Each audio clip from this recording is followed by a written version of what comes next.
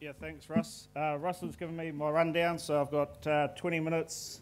At 18 minutes, 2 minutes bell will go, then I'll be pushed for time. But I've got a prize for whoever can guess where this property is. Anyone? I'll tell you afterwards. Pardon? No. No. Kahika, 1, 2, and Waipapa, 1988.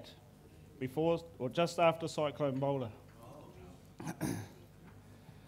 So this property is obviously one with shared boundaries, and it's not the only one involved, but this is what it looks like today. So if you think back probably 20 years when you first took out your investment, not just Kahika, everybody else, you came together and that was the beginning. And obviously the AGMs were probably the first time, and maybe even this conference when you met those fellow partners. Over the last 20 years, you've planted the trees, you've released them, you've pruned them, you've thinned them, and you've shared the benefits of being in a shared arrangement, especially those properties. You've stayed together, and that's what they call progress.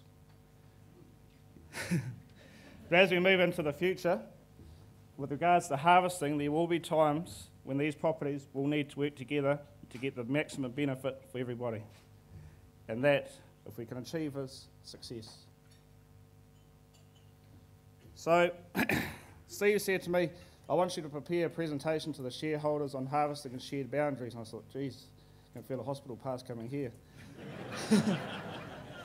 Anyway, so we all sat down and we had a bit of a brainstorming session, as you do. We thought, okay, let's look at this. So we all started highlighting the issues and thought, well, let's look at another way. So what are the benefits and what are the challenges? And so that's the way I'm going to target this. So I'm just going to provide an operational overview of those challenges. And I can't give you the solution, so don't ask for them. Because Roger said this is just for your knowledge, and those decisions will come in the future. So the objective is to generate discussion. I'm sure we can generate a lot of that. And to leave you well aware of those challenges and decisions that are ahead. Because that is probably the most important thing, that you're well informed.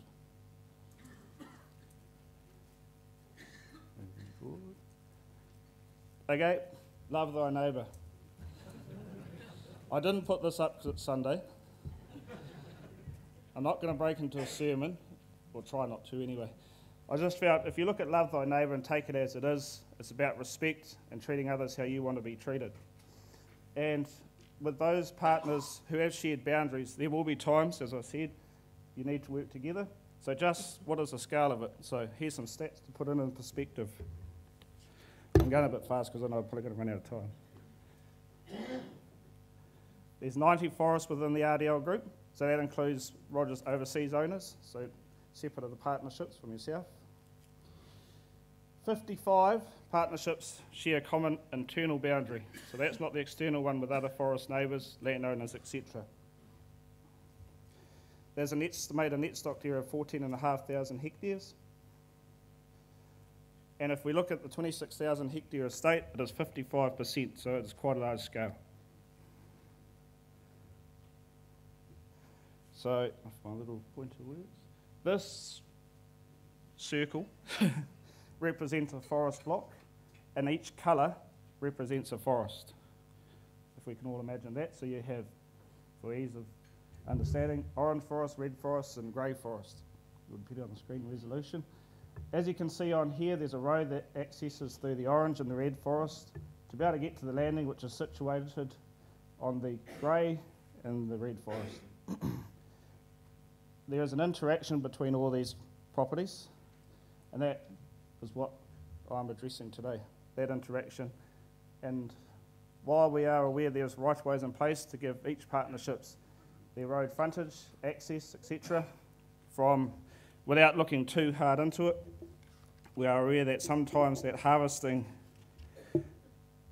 that the right-of-ways aren't in the right place for that harvesting infrastructure that's to be required. And so when you go outside of those situations, there will be times when we need to look at how to get the best and work together on that. So the challenge is to create a model for harvesting these properties, the shed boundaries. But there's no one-size-fits-all solution, as each block will have their own specific challenges, such as ownership arrangements, topography, infrastructure requirements. So, as you can see, because of the scale of it, there are a lot of decisions that need to be made. And one thing to take away is it must be practical and easy to understand. Anything that's too complex, because let's face it, we're dealing with the loggers, and the loggers, they're out there 24/7, rain, hail and shine. And anything too complicated, they're just going to throw out the door and go to what they know. So it needs to be easy for them to understand, easy for the owner, and easy for the manager. And finally, easy to implement. So I created a bit of a scenario here. And the next few slides will just illustrate some of those challenges. This forest, this was one property. You can imagine it's like Kahika. It was planted in 1986, and it's called Split Forest Development. I'd like that sort of swiping effect, so I did on this one too. As a net stocked area of 228 hectares, subdivide the north block on the left, the south block on the right, 125 hectares, and is separated by this boundary line, which is in quite an inconvenient place for, also happens to be an inconvenient place for harvesting. So, engineering. I'm sure a lot of people have got probably some questions on this. Firstly, the main benefit, and as you probably all are well aware, not telling anything new, is the cost-saving benefits of being in those shared arrangements. Being able to share those costs is where you get your real scales economy savings, and is a real benefit. Especially when you think of roading costs can be anywhere from $75 to $120 per metre, and landings ranging from $3,500 to $6,500. Those are just general figures, so please don't note them down and say this is what your roading cost is going to be. It's just putting a practical figure on them. So just to illustrate what I mean, we've got a bit of a scenario going on here. The two owners, so if we're following, we had the north block and the south block forest. They sit down and they get the harvest planner to do a plan. They thought, well, we'll treat this as one resource. So the harvest planner comes up with basically 4 landings on the north block property. He chooses or finds the path of least resistance and the shortest, most economical route. In this situation, it involves going through the south block owner's property to access those landings. The south block owner, well, they sit down, they have a bit of a meeting, and he consents, provided that he can access the southern end of his property, as shown there, through this route here, through the north block owners. So they say, okay, they cost it up, there's 486 metres in the north block property, 440 metres through the south block, and so they decide to share the running cost 50-50. Nice and easy, quite simple. Not saying that's how it'll be. It should be done, but it's how it's done in this exercise. And just to put a figure on, I've used $75 a metre for this. So the one thing, and as logic will probably agree, is you always got to have a feasibility study done on why you did it. So they sit down with the planner and say, okay, what's an alternative solution? So the north block owner has this road costed out. There's problems such as pulling the ropes or the logs over that road at some point in time. It also goes through the head of a gully and across a slope. That is about 843 metres thereabouts. Comes at a cost of $63,000. South block owner does the same. His road's a bit longer because he decides he's going to come in through the southern end and use that whole hill face to create his road. There's 2 switchbacks, which, as we all know, are quite costly, and multiple stream crossings, which will need consents. That has a cost of $97,500. In this example here, for the north block, $28,500 saving, to the south block, $62,000 saving. So just an example, well, don't hold me to this is how it's going to be done, of how being in those shared arrangements can bring real cost savings to partnerships that have that ability. So the next question after with that is who pays for what? And it is a valid question, and it is one that will come out in the paper or the harvest planning phase of the operation, as to determine where that infrastructure is. But in this situation, they decided on a pro rata, which you'll find is probably the most common solution in a forestry situation, is how those costs are shared is where you get into the nitty gritty. You could go on a percentage basis, you could look at average weighted, it's just what is most suitable for all people involved. The other considerations are the agreements, clear agreements on that road construction costs between the owners, and most importantly is the design specifications of that road, because that is what that roading cost is based on. For every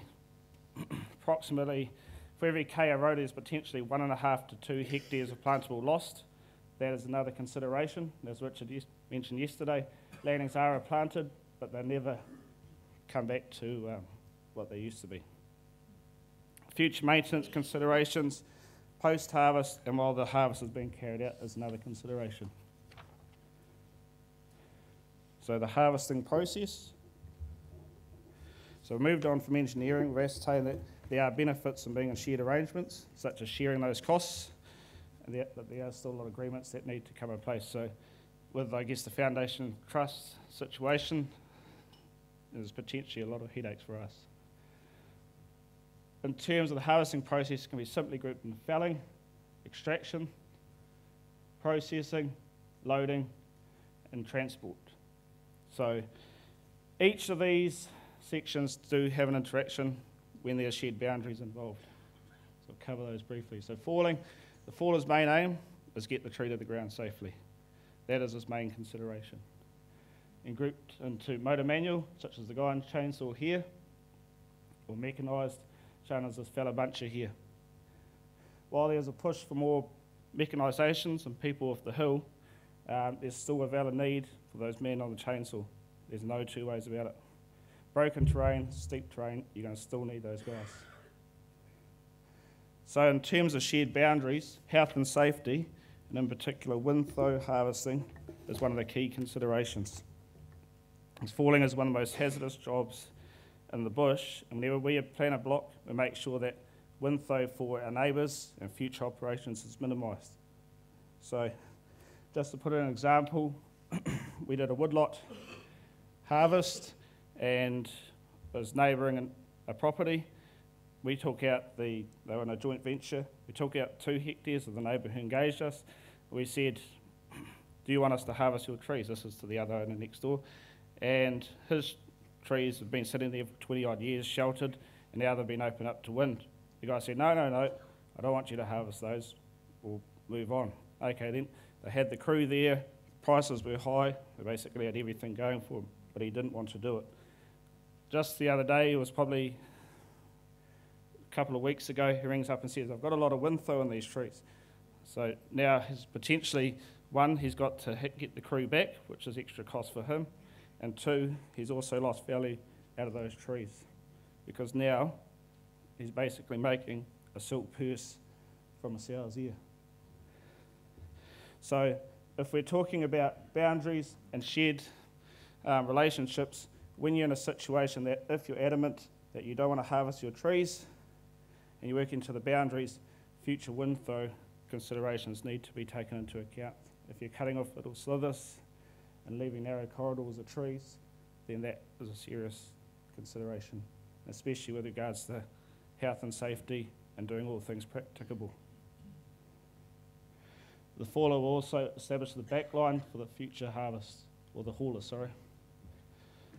So in terms of extraction, it's getting the trees from the hill face to the landing. You can be grouped into ground-based, hauler, and heli. Heli logging is not really used in Radiata due to its expense, lack of key operators, and is mainly suited for high-value logs and environmental selective logging. A hauler logging will be used in most of these harvest operations, mainly because of our terrain. So some of you went out to the hauler site yesterday and would have thought, saw maybe something similar to this. Here we've got our mobile anchor, we've got a hauler, the skyline ropes through here, the working ropes down here hiding, just in this view. And in this situation, back to our north and south block forest, we've got our little boundary line through here. So the main benefit you guys can get is looking at it from a block level. If you can time the harvesting operations so they are planned as one block, then one, you get this economy of scale saving benefits by sharing the cost of locating that crew there, because to move machinery is expensive. To move a hauler is not uncommon to hear into a forest, $20,000. That's just to get that machinery there. So any savings that we can make for you guys, we'll always be looking to do so. So in this situation, if you can time that as one block, then that you'll be able to get those real economy of scale savings. So the other consideration is, how do you track that wood that's down here, potentially, in the worst case if that boundary line is here? That is a good question. But what it is basically putting a lot of reliance on that logging contractor and having those good relationships with those logging contractors to ensure that wood is kept separate is the key. I wouldn't say it's beating them with a stick, but it's very close supervision to make sure they are doing that. So you're reliant on one, the logging contractor, and two, your supervisors out there doing that job. Because once those trees are down, potentially if those trees were up here and your boundary line was there, they could easily go down there on a steep slope. So that is a very, very key consideration. There's no easy answer, but there's something that obviously we'll be looking at. One simple solution may be to share it, each setting pro rata based on net stocked area and volume.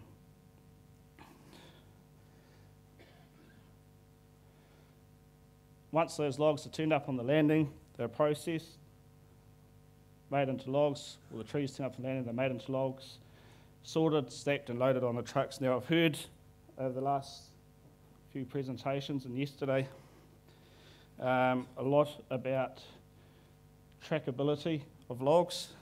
Now this is probably our main consideration, is once they turn up here, this is one forest, it's a row line operation, and there's a situation where we haven't been able to get to the trucks for a couple of days because of the wet. You have about, what did Richard say, 3,000 square metres, 2,500 square metres to operate on that landing. You have equipment that needs to be on there to work, you have guys on there, and if you have two lots of forests coming up and you need to keep that wood separate, where do you store all that?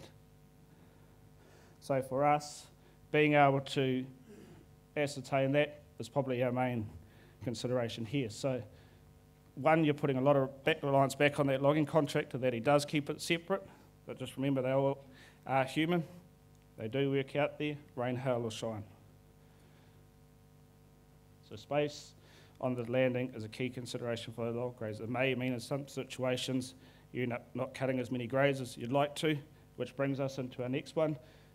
Is this an option? Full stems to a central processing yard to be able to handle those logs. We're seeing the 18 metres, and maybe that is something that'll work in these situations. Whatever it is, should be clear and easy to understand. And with the advancement of technology, we'll be keeping an eye on that, on how it can be utilised. So now I'm running out of time. For those who are asking, that bad boy here is how you track currently the logs from your forest to your destination. So I'll pass this around afterwards. You can have a look. It's called a docket book. It's a very simple thing, but this you're heavily reliant on the guys filling out correctly. We do a reconciliation process in our office of what dockets have been issued to the crews and where those dockets are sitting. Have they been cancelled? Are they missing? Etc. And the transport is key to ensuring that wood is moved from the landing to the processing, the landing to the customer. So, key considerations for moving forward. One, resource. Can we harvest it as one block? Is amalgamation an option? If you read this paper here, it doesn't come without its problems. If you look at what's going on in Hawke's Bay, it shows there are a lot of headache. Mares do battle. So if we talk amalgamation, we also talk with a lot of headaches. How to determine ownership of the wood from the landing, from that split into logs on the landing, and also the standing resource, where are those boundaries. Clear agreements on infrastructure location will need to be taken into account. The timing of that operations, how to time that so it is treated as one block to provide continuity and secure those key contractors who we know we are heavily reliant on. So just in summary, no, I haven't heard my second beat, so hopefully I'm doing all right. Okay, that's good, you must be feeling kind. So harvesting by its nature does present plenty of challenges. We all know that. I talked to Logano, he did say that harvesting is easy, we're just all practical people, so as the more complexities we add into it, I think the more headaches we make for everybody. So we just need to keep things simple and easy to understand.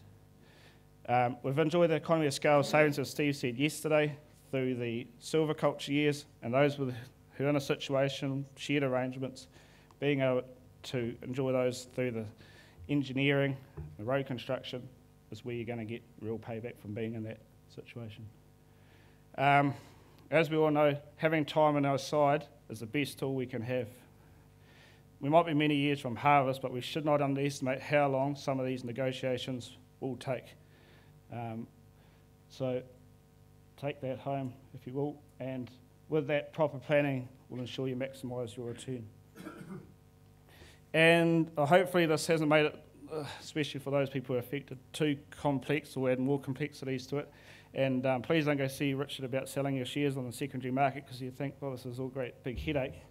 It may seem complex, but it is something that we deal with on a daily basis. And I just want you to be rest assured that even though I've no skin in the games, I'm not an investor in any of these forests.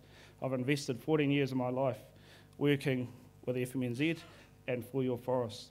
So that is taken into account that this puts food on my table, and if we don't do a good job, then you won't want us here. So we may not own the forests, but at least we do have our own personal investment in there.